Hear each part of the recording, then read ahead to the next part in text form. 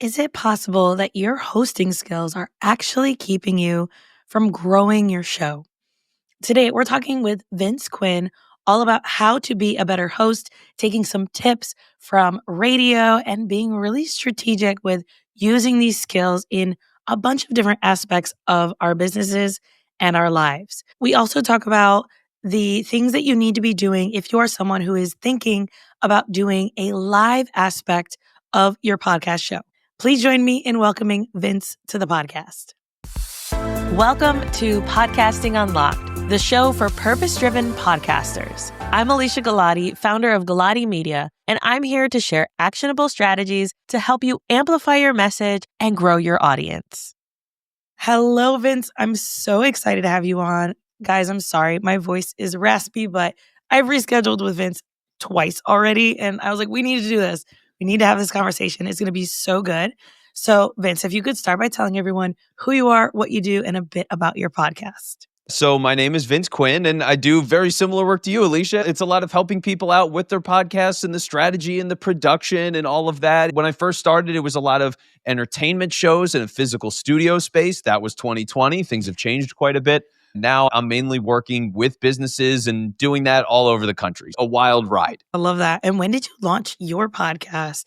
Because I feel like if we do podcast production, we were probably podcasting a little bit before that.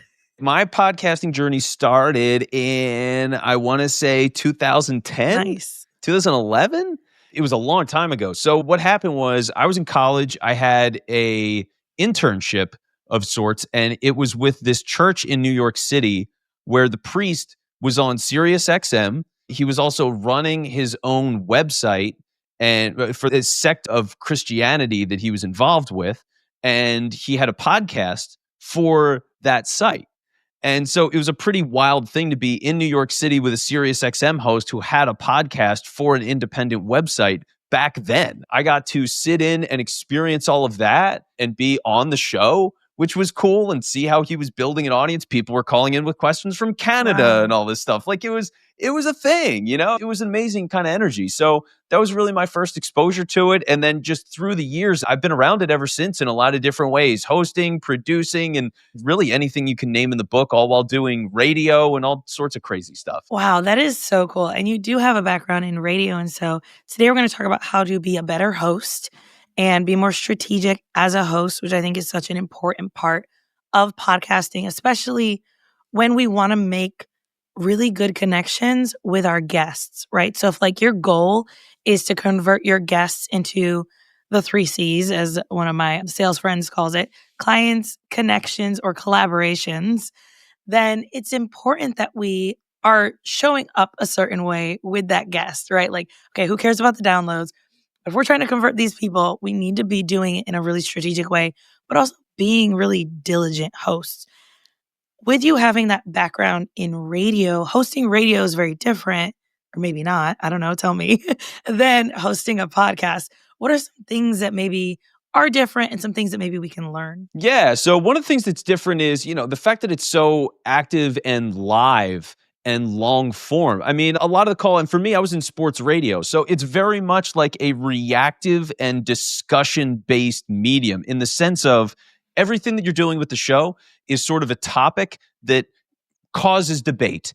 I'm on this side or I'm on that side. So it causes people to then call in, and you make an argument with the idea you're going to get callers that agree with you, callers that think you're the dumbest person on the planet, and you deal with both. A lot of it is based on that interaction. I know that people are actively listening and willing to call. So my discussion and engagement is with the idea that I know those people are listening, and I'm inviting them into the conversation to directly be a part of it.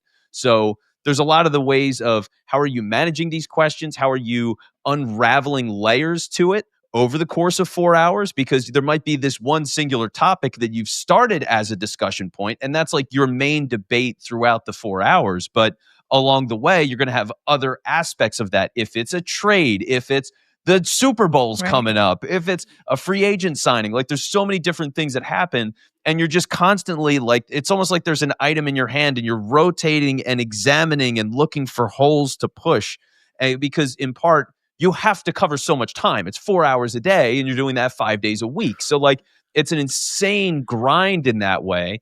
and all the topic development as well. It's like, so for as hard as it can be for a 30-minute podcast, like 4 hours a day, you're coming up with a million topics and different ways to, because sometimes you have that main topic and it doesn't hit. You're not getting that discussion that you hope for. So maybe that secondary topic about something else is going to be that other thing that grabs. And so how do you balance that based on the response? There's such an art form to balancing and stretching the conversation.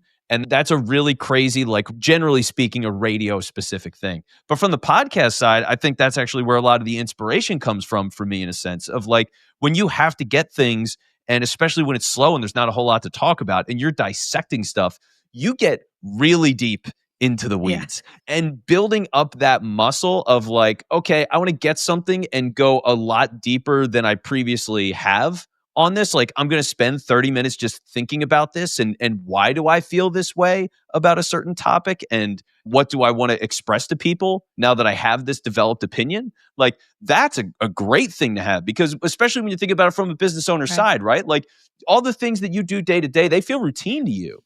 And you have this mastery, and it's like, oh, whatever, I just do this all the time. But the things that people will say offhand that are like the most fascinating thing on the planet and life-changing to me as an outsider, then it's like, oh man, we really got something here. So getting other people to appreciate, like, hey, this thing that feels really small to you is actually something that you could do like 20 episodes on if you really wanted to. And let's explain all the different angles of how you can look at this small thing and parse it out in all of these different ways to educate your audience and build a good rapport. Like, it's huge. Yeah. Wow. I'm thinking even about the clients that when they get to like that 200 mark, it tends to be around there where they're like, I don't know what else to talk about. And I'm like, great. Let's go back. What are some of those initial episodes you did? Have your thoughts changed on them? Is there a way that you can go deeper? Is there a guest that you had on that maybe just scratched the surface of something that you're interested in that you can go deeper on and then reference back to that episode? Or even like we've had ones where, like, say it was like a live coaching session. We had one client do this where she had a live coaching session with the person. It went live. And then 6 months later, she had them back on. But before we aired that episode, we aired the replay, right? That way people could, oh, wait, where are we? What's going on? And then Yeah. have those back to back. So that way people could see the transformation and the change and the things that had happened. So, like, there's so many different ways that you can take that one topic and just go deeper. And I love what you said, like, the things that we do day in and day out, they feel so routine, which is why I think it's so important that as hosts, we aren't just in a circle of our own, of like our own content, our own thing, our own industry. And that's one reason why I love doing workshops in like communities where there's maybe they're newer podcasters. Cause I'm like, oh yeah, you just do this, this, this, and this. And they're like, mind blown. What do you mean I do that? That's so, like, you made it so much easier. And I'm like, I thought everybody knew that. It's like, you got to Yep. go deeper. One of my filler words, my team said for me, for my solo episodes is, or crutch words, whatever, is obviously. And so they started taking out all the times that I say obviously, because in my brain, I'm like, it's obvious, but it's not at all. So let's go deeper on these things.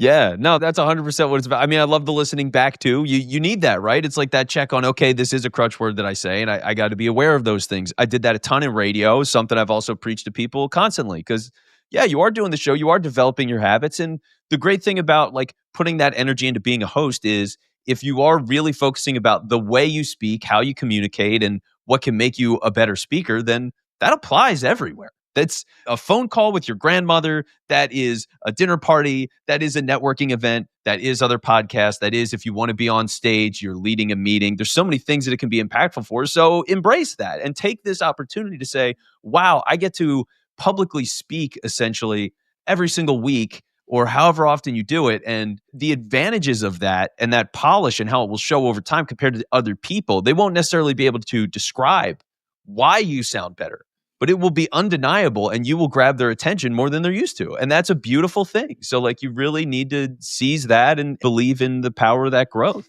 Yeah, and I think even like you said, you can take it outside of podcasting and like my social anxiety is just like, that's terrifying. But there are ways to do it even if you're like me and you have social anxiety. I have another podcast, people have heard me talk about it here, called We Read Smut, and it's all about smutty romance. And there's a local author who asked me to lead a Q&A at her book signing. And I was like, sure. Then I'm like, why did I say yes? Oh my God, how many people are going to be there? What's going to happen? What questions am I going to come up with? I have to read the book. Like all of these different things that are like freaking me out. And then I get there and I do it. And I'm in the bathroom afterwards. And one of the guests who was there was like, oh my God, I love your podcasting voice. Like, you did so good. And I'm like, there's no way that I could have done that if I didn't have years and years and years of practice built up to be like, it's just like a podcast. It's just a little different. It's fine. Yeah, same thing. Like I've had times where doing informational stuff just about podcasting and how it works and whatever. It's you're on stage, you've got to give a presentation. And when you're thinking about it from, okay, what is the main message? How much time am I allotting for this? How am I balancing this time throughout?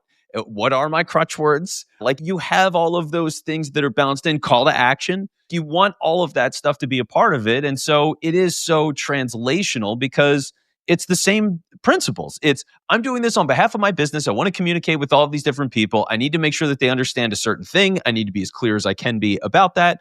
And once I inform them of all of these things, I need to give them a way to interact with me so that I can help them directly and get paid for it. Like, great. Right. Assuming that's a fit for everybody. It's not, you know, you don't want to trick people. Exactly. This isn't like Bugs Bunny. But beyond that, like, yeah, that's what it's all about. So that's what's such a relief too, because it's like, okay, I have done all these radio shows. I have done all these podcasts. And even though I still get nervous all the time getting in front of people, because it is different Yeah. to be in a room. I'm in an office in my apartment. Right. Like, who cares? Once you're in front of stage, you're like, oh yeah, there's 40 people in here and they're all staring at me. But it's easier to get through it because I know that I can deliver and I'm prepared when I walk in and I'm ready to execute. Yeah. I'm hearing a lot of people lately talk about moving to more of a, and I say a lot, it's been like 5. Like, put it into perspective. I'm doing a bit of exaggeration here, but based on the number of people I talked to, that's quite a bit.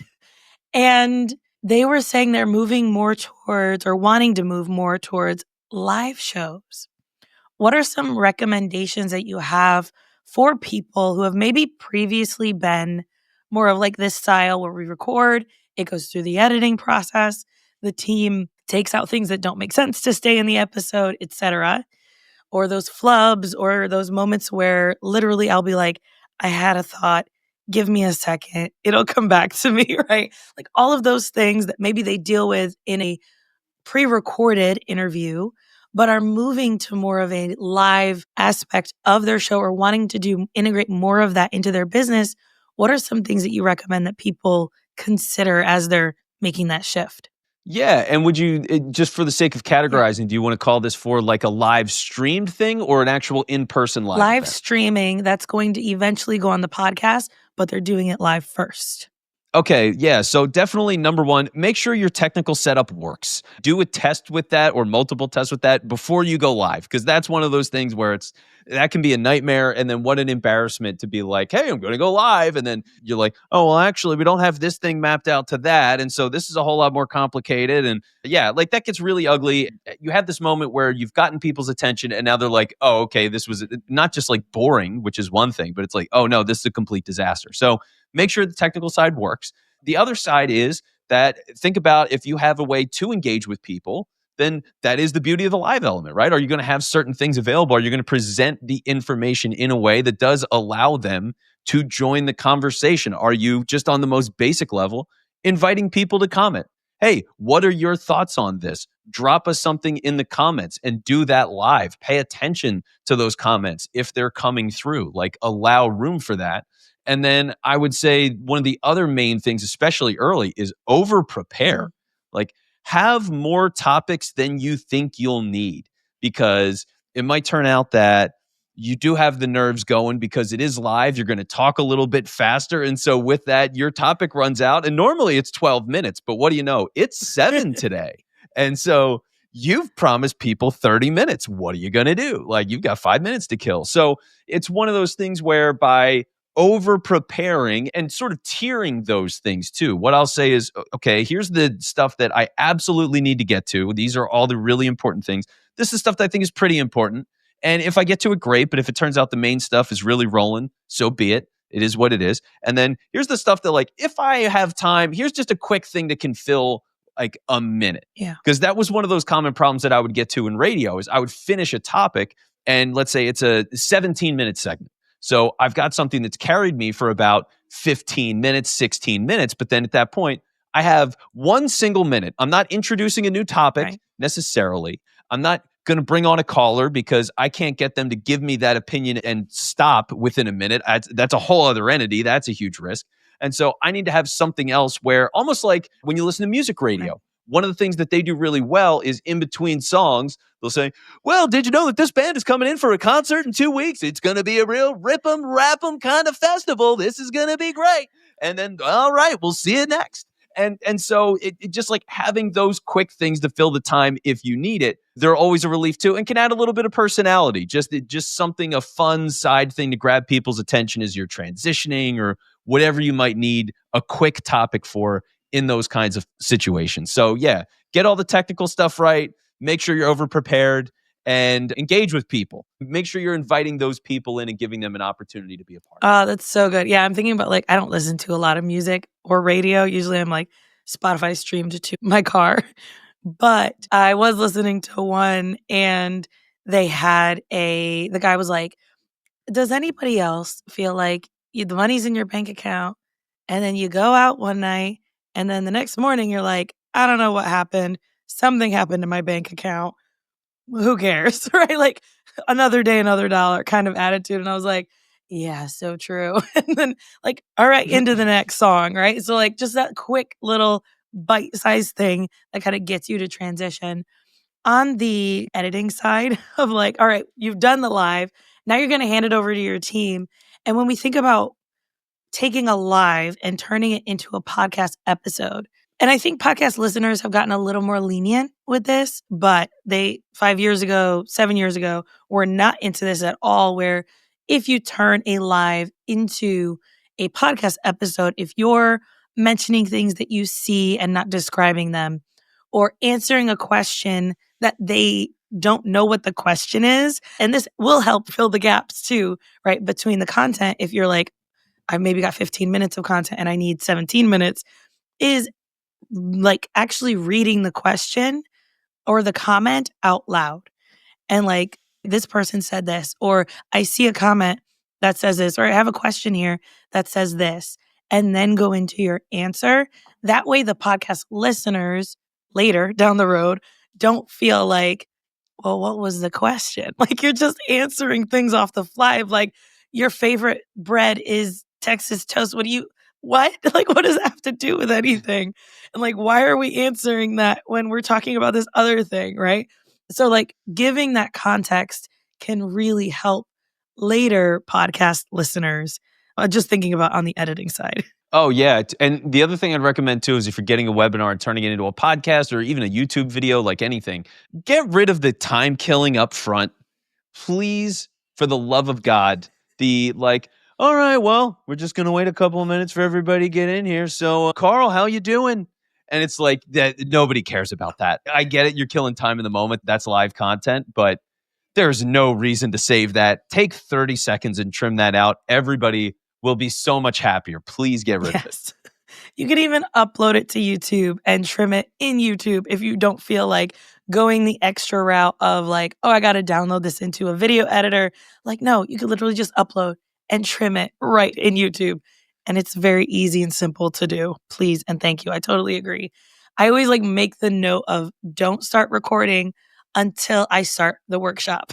Like I'm not pressing record. Like, hey, everybody, we're filtering in. Drop your comments in the chat. What's your podcast? Where are you from? Da, da, da. And then when I start the workshop, hit record because it's not worth keeping all that time of just like, do. No, we don't need that. Yep. People are, especially when they're not live, right? It's like, I'm listening to this 3 weeks later. What am I waiting for people to come in for? What is this? So true. All right, Vince, This has been so much fun to get these tips that we can definitely use as podcast hosts, do better, be better hosts. You do podcast production as well. You have a whole business around this. Tell people what kind of services you offer if they're like, I like his energy. I would love to work with you. And then where people can find you, get to know you, and hang out with you. Yeah, so it starts with coaching. If you just need somebody to check in with you and guide you on where your processes are, where your strategy's at, how to align that with your business, maybe save you some production time if you have a team and are doing that, happy to do that and work with you on that. Usually it starts at 6 months. So we meet once a month for 6 months and we just keep everything in line. On the higher end of it, it's managing your show with all of that. So doing the recording with you, the editing for you, giving you clips from those shows, uploading everything, titles and descriptions. And on the highest level, it's then taking all of that while we're doing the coaching sessions and posting it all on social media, repurposing the content, getting you multiple posts a month. So you could get, let's say, every other day of the week. And you can get that on, let's say, 3 to 4 channels, right? So now you're getting 45, 60 social media posts and all the stuff and the strategy. So really piling it up. And if you want to start that conversation, whether you're looking to start a show or have an existing show, freepodcasthelp.com. That is the best purchase I've ever made in my life. Freepodcasthelp.com is where Very nice. Yeah. When we have funny names that's like, how do you spell it? Which way do you spell it? Mine is helpmypod.com. And I'm like, make it simple. Like, just keep it simple for there you people. go. Great one. Love it. And I got to say, like, and I know some people are for me, some people are for you. There's no competition. We're collaborating. And I think that when you find the right person, especially both of us, that we both put in so much effort on the strategy side, like, we're not the kind of people that are going to just say, yeah, tell me what to do and I'll run your, do all the back end stuff. Like, no, we're going to be really strategic with it. Make sure you're getting the results you're getting. And so I love that you put that extra zhuzh into it because I think that we need more podcast producers and agencies doing that. So absolutely love that. And we'll have links for all of Vince's stuff in the show notes and the YouTube description for anyone who's going around and doing other things. Vince, is there a social platform that you like hanging out on that you would recommend that people maybe connect with you if they just want to kind of stalk your social stuff? Yeah, that's a great qualifier. So I'm on LinkedIn all the time. You can absolutely find me on LinkedIn. It's Vince Quinn on LinkedIn. If you type in Vince Quinn podcast, that's probably the easiest way. There's a lot of Vince Quinns out there. So find the right one. And we'll have the link also in the show notes. So you guys don't have to go searching. Alrighty, Vince. Thank you so much. This was a blast. Yeah, thanks for having me, Alesia.